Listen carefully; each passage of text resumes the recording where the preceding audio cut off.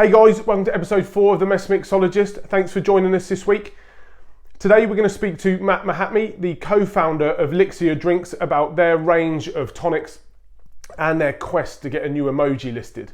So with no further ado, we shall cut to the interview with him and then we're going to come back to the HMS Spirits bar and we're going to make his favourite cocktail.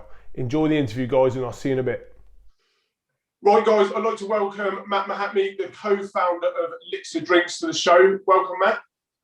Hi Ben, how you doing? Yeah, I'm good mate. How about we start off with you introducing yourself and a little bit about Lixir? Yeah, awesome. So Lixir is a range of all natural, low calorie mixers. Founded the business about 2 or 3 years ago now with my business partner Jordan, who's a close childhood friend of mine. And yeah, we've worked in the spirits industry for a while, both ex-bartenders, and yeah, 2018 launched Lixir. Okay, so for those people that don't know out there, how do you make tonic water and what makes Lixir tonic water so special? It's a funny one really. When we first started, it was a case of we were just making recipes on our stove, and that was making tonic syrups, so loads of sugar, the quinine, which comes from the bark of a tree that you find in sort of Asia and Africa as well. And we were making those in our kitchen, adding spring water to kind of get a tonic, so to speak. Now it's kind of obviously that we're at an industrial scale. It is a lot less sexy. It doesn't follow the distillation process like a gin might do, but it is essentially taking natural ingredients and natural extracts out of things like fruit, like our rhubarb, etc. Goes into a huge vat. It's mixed alongside obviously water, all the other key ingredients, fruit sugar, and then it gets put through a line and carbonated. Okay, so you've got a nice mix of flavours in the range. I'm a big fan, and we've drunk plenty together as well. Yeah. What's the inspiration behind the flavours, and what flavours have you got in the range at the moment? Yeah, so we initially we were actually just going to launch with just flavours. So we've got we do have a standard and a light though. So we've got a classic Indian and a light, which you've got there in front of you. I've got these, so our classic's the yellow, obviously, and the light is our blue. So what kind of makes us different? We basically use a lot less quinine than kind of mainstream brands. So when people say they don't like a gin and tonic, but they like vodka, it's obviously normally, you'll know well, it's normally the tonic that they're not really liking because of the quinine. They're like, oh, it tastes disgusting. You think, oh no, you're just missing out because of kind of that chemically taste that quinine can have. So we use a natural quinine and we really dialed it back so that it was something that Jordan and I would want to drink ourselves. And basically what that gives you is a really light, almost, I guess, like a light Pinot Grigio. You kind of get a dry mouthfeel, but you don't get a bit of taste. And there's a difference between your kind of mouthfeel and the taste there. So we use a really low amount of quinine in all of our tonics. And then, we've got three flavours in the range as well. So we've got a rhubarb and ginger, which is really popular. Rhubarbs, everyone gets it, loves it. Yeah. Elderflower and lemon, and then a blood orange and cinnamon. So inspirations behind those were just we wanted drinks that were easy for consumers to understand, that people would just kind of get, okay, I know what elderflower and lemon might taste like, and it really were just sort of refreshing, and ideally would kind of cover the full kind of year. When you want something more earthy and warm, the winter we've just had and the snow, having a blood orange and cinnamon is really kind of hearty. Rhubarb and ginger is an all-round winner, and obviously elderflower, it's just summer, isn't it? All of those. I mean, we've drunk plenty of those together. Yeah, love it. Blood orange and cinnamon, dreadnought, Ben, love it. Yes, it's good. So what would you say, it's only been 3 years, but what's your biggest achievement to date with Lixir? I think obviously expanding the team was obviously pretty awesome. To do that was there's a goal for both Jordan and I, but I'd say there's sort of two that sort of really stand out. One is obviously exporting. So like we've been abroad and seen Lixir on a shelf, in Belgium, in Portugal, and that's kind of a bit mind blowing when you think about when we started, in our kitchen, and like actually the time it took us to get there was quite quick. So I'd say that was pretty cool. And then I'd say we've got a listing at Selfridges in their bars in their London store, and obviously that people around the globe know who Selfridges are, and to have that kind of on our sort of brand resume is really cool as well. So I'd say those two, and the fact that we have a wicked time doing it is a pretty good achievement. Loving life. I think that's really important to enjoy what you do, and you boys certainly do always seem like you're having a good time on the journey. And that's kind of really what we're about as a brand, and why our flavours aren't super complex and complicated. We don't use anything that most consumers wouldn't understand or wouldn't know what the taste of it would be, because we want basically to create mixers that are used at occasions where people are having a good time, and we kind of want drinking to be about that. You can get quite lost when you're in the drinks world around amazing different ingredients, really really quirky cocktails, but actually some of the simplest and most refreshing things are the best ones. And really we want people to focus on just a good quality drink and having fun, which is why we all drink anyway. Yeah, true. So, and on the subject of fun, you guys have just launched a new campaign. So I think if we quickly play your new campaign for people, and then we'll come back in, I want you to tell me where it came about from. So if we press play, guys, have a watch of this, and we'll be back for a chat in a sec. Hang on, there isn't a gin and tonic emoji. Us Brits drink around 2.3 billion G&Ts every year. No judgment, lockdown's been hard for everyone. That's a lot of good times. A lot of Zoom parties. And a lot of, well, it's 5 p.m. somewhere, right? We think it's about time that the gin lovers of the world got the emoji they deserve. So we're asking you to sign our petition to ask the emoji makers for a gin and tonic emoji.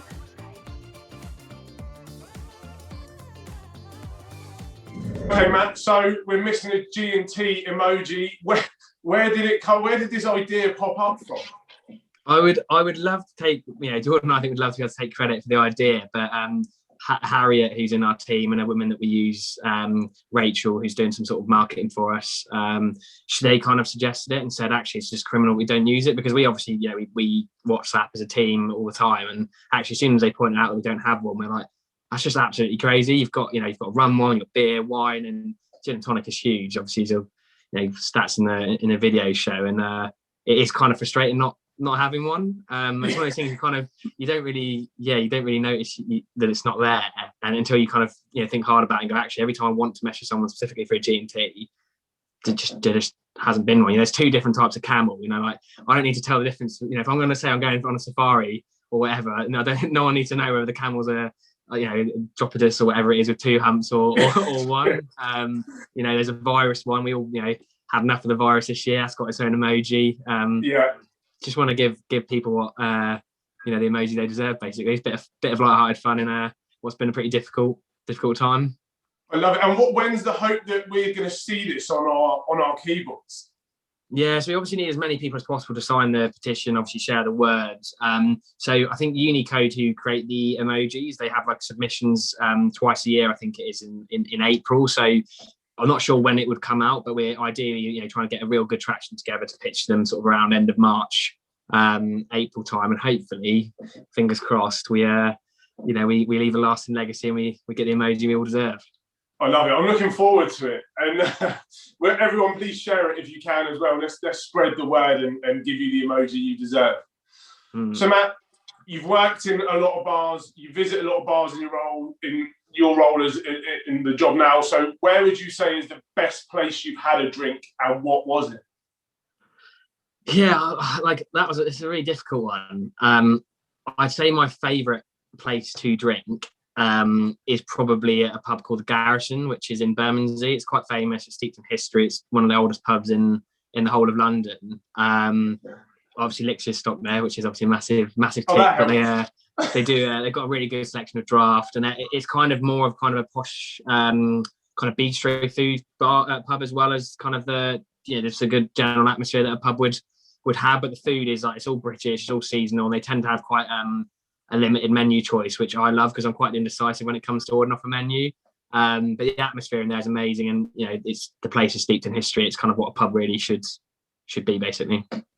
Okay, and the worst drink you've been served, where's that? I've had one really bad experience, which is it wasn't necessarily in a drinking environment, but I did a short stint working for Guinness for Diageo, and part of the role was obviously checking on accounts that were serving Guinness and making sure they were serving it properly, correct level of head, and all the kind of stuff that makes Guinness the amazing drink that it is. Yeah. And I went into one account which obviously won't be named, and they were basically complaining, no one drinks the Guinness, doesn't sell, and I said, do you mind if I sort of take a look at the keg and the lines? And he poured one and I tried it and it was disgusting. Didn't pour it properly. There was no head on it and it was just vile. And I went downstairs and had a look in the cellar and the keg was about 12 months out of date, which for a stout is, incredible. It's going to affect taste a humongous amount. It was basically off. This is why no one's reordering it. You're pouring rancid Guinness to people. No wonder they don't want to drink it. Yeah, exactly. But that's probably the worst, I'd say. Definitely by country mile. Okay, and we're going to go on to make this, and I have had the heads up because I needed to make sure I had the ingredients. But for everyone watching, what's your favourite cocktail? I love a Godfather. I've got a bit of a sweet tooth for a bloke, but I'm a big fan of amaretto. Just really like it. And then obviously whiskey I do really like a whiskey. And I just find out that the complement of the two is nice. Okay, so after this, we'll go on to make it, and then hopefully you can judge me afterwards on if it's been made to your kind of levels. So if you could share a cocktail with anyone alive or dead, who would it be? This is again a really hard one. I feel like it's kind of two, so it's kind of cheating. I think if it was a celebrity, I'd say, I know he's obviously got aviation gin, but prior to that, I'd said Ryan Reynolds. I'm a huge Wilder fan. I think he's hilarious. I think he's one of those guys that is actually just generally funny in real life, off screen. And the fact that now I know he appreciates a good drink, I'd probably say Ryan Reynolds. And then on a kind of more somber note, I'd probably say my grandma is no longer with us. She passed away just about a month before we had our first production run. So I'd love to have been able to share that moment of obviously her being able to see Elixir. So I'd share a G&T with her if I could do that. But both of them together would be the ideal. I think she'd love it. But she'd with Ryan Reynolds just chugging away. You wouldn't get her off him. I love it. Okay, so what plans have you got for Lixir in the future? Yeah, so we just obviously done our rebrand last year. So obviously getting the word out about obviously the new brand, kind of our ethos a little bit more, and hopefully, obviously, touch wood, just increasing our presence in the UK will be a prime focus for the next year. So when pubs are open, we can all go out and have a few drinks. It's just to increase our distribution, make Lixir more widely available in pubs and bars, and then also just online. And hopefully, if we can break into retail, which would be amazing. Okay. I'm looking forward to come up to London for this drink we keep promising we're going to meet up for. I know. I want to get out on a yacht then. But you're welcome down. You're welcome down whenever you like. So before we wrap up, can you tell people where they can buy Lixir and how they can follow you guys through your socials? Yeah, so we're on obviously all the main socials. If you just search Lixir on Instagram, Facebook, Twitter, we're also obviously on LinkedIn for anyone from a business side. Search Lixir, you'll find us. I think Lixir Drinks UK on Instagram and Lixir Drinks on Facebook. And then if you www.lixirdrinks.co.uk, you can buy us online there. We ship direct to consumer via our website. We're listed on Amazon and a few of the other craft gin clubs. We're on their website as well. So yeah, a few places. Awesome. Well, thanks for coming on, mate. Ben, I'm intrigued. Before you wrap up, I'm intrigued to know who you would choose as your who you'd have a drink with, dead or alive. Who I would choose? Mate, you've put me on the spot now. Again, I think on a somber note like you, my granddad would definitely be one of them. Again, it's nice to kind of share that moment and show them that perhaps what you've built would be there. And then in terms of celebrities, there's one, but I don't want to name them because I'd actually like to get them involved in the company at some point. And I think it's just I might have to go off cam and tell you that my crazy idea for a kind of front man.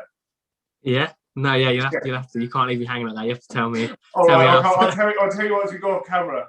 All right, Matt, thanks for joining us. I'm going to go on to make the cocktail after we've had a chin wag and speak to you soon. Yeah, take care, pal. Cheers, mate. Hey guys, I hope you enjoyed that. Matt, thanks ever so much for joining us. We shall keep everyone informed on your campaign for the emoji and hopefully we'll see a gin and tonic one on the phone soon. So, you mentioned the Godfather cocktail. Not overly well known, but a beautiful classic. Dates back to about the 1970s. Historically, it's 50-50 Scotch to Amaretto. You don't have to use Scotch, you could use a single malt. You could go for something a little bit more peaty, a little bit more smoky. Or you could use a bourbon if you want something that's a little bit more sweeter and spicy. And then we've got the Italian liqueur Amaretto, made from almonds and the stone fruit pits. I actually ran out of amaretto, so I've run to the local pub and they've managed to decant some for me for the cocktail. So yeah, we'll get going with that. Historically, like I say, it's 50-50 split. We're actually going to use a recipe from Michael Deutsch, who wrote the whiskey specific book, A Spirited Story. He uses a little less than 50-50. Amaretto can be a little bit too sweet, so this keeps the drink a little bit drier, a little bit more boozy. It allows the whiskey to still be on the forefront of the palate, but has that tiny sweetness coming through at the end. So let's get started. For drinks like this, I like, and the new craze tends to be a large sphere into the glass. That's a bit loud. And then over that, I'm using Glen Kinchy. Now this is a single malt, but it's a single malt from the lowlands. It's not very smoky, it's pretty delicate. I had the fortunate time to go and visit the distillery, meet the master distiller, and I bought the bottle, but there's still that nice sweetness. I think this is going to work beautifully in the cocktail. So for this, we're putting in 60 mils, which is 2 ounces of the whiskey, poured over the sphere, and added to that just 7 mils, a quarter of an ounce of the amaretto. You can see the viscosity from there go in there and blend nicely. Then all you're going to do is give it a nice little stir to cool it down.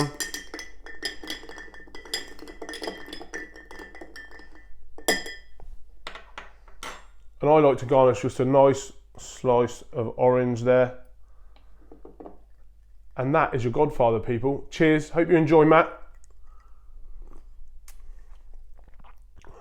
Oh, that's beautiful. See you next week, folks. We've got another interview for you.